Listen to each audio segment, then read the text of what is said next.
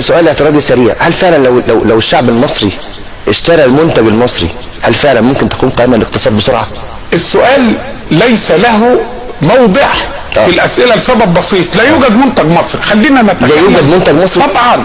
انا النهارده حضرتك او انا او اي حد تاني، انا من الممكن ان انا اقوم باعطاء الزكاه لحد، انما لما تيجي تقول لي اشتري المنتج المصري اللي هو اغلى واللي هو اقل كفاءه واقل في الجوده علشان انا بحب مصر، وما تقولش ايه اديتنا مصر قول هندي لمصر، هبقى بضحك عليك وبضحك على نفسي. تمام. يبقى انا الاول ان انا اعمل لابد، ما هي دي بقول لحضرتك هي دي الاداره السليمه للموارد. ايه تمام. هي؟